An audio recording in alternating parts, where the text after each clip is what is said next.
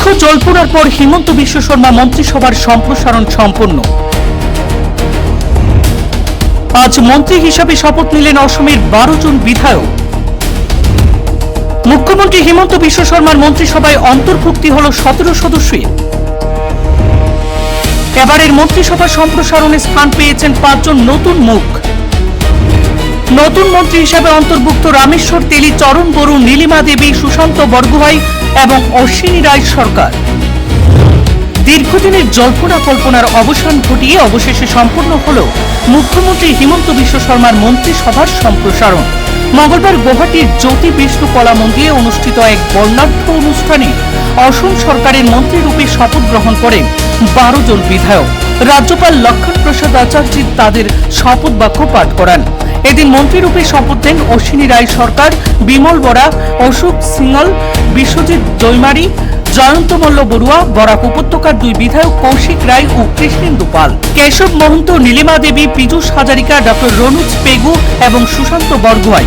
শপথ বাক্য অনুষ্ঠানকে কেন্দ্র করে রাজনৈতিক মহলে ছিল ব্যাপক উৎসাহ এবং উদ্দীপনা। এবারের সম্প্রসারণে সবচেয়ে বেশি আলোচনায় রয়েছে 5টি নতুন মুখের অন্তর্ভুক্তি। নতুন মন্ত্রী হিসেবে দায়িত্ব পেলেন রামেশ্বর তেলী, চরণ বড়ু, নীলিমা দেবী, সুশান্ত বরগুহাই এবং অশ্বিনী রায় সরকার। তাদের অন্তর্ভুক্তিতে ঘিরে নিজ নিজ এলাকায় উচ্ছ্বাস পরিলক্ষিত হয়। অন্যদিকে প্রত্যাশা মাফিক আবারও মন্ত্রিসভায় জায়গা পেলেন বরাক উপত্যকার 2 গুরুত্বপূর্ণ রাজনৈতিক মুখ কৃষ্ণেন্দু পাল এবং কৌশিক রায়। ফলে বরাকের প্রতিনিধিত্ব আরও শক্তিশালী হল বলে মনে করছেন রাজনৈতিক পর্যবেক্ষক মহল। শপথ গ্রহণ অনুষ্ঠানে কৃষ্ণেন্দু পাল বাংলা ভাষায় শপথ গ্রহণ করেন, যা বরাকবাসীর কাছে বিশেষ তাৎপর্য বহন করে। অন্যদিকে কৌশিক রায় হিন্দি ভাষায় শপথ নেন।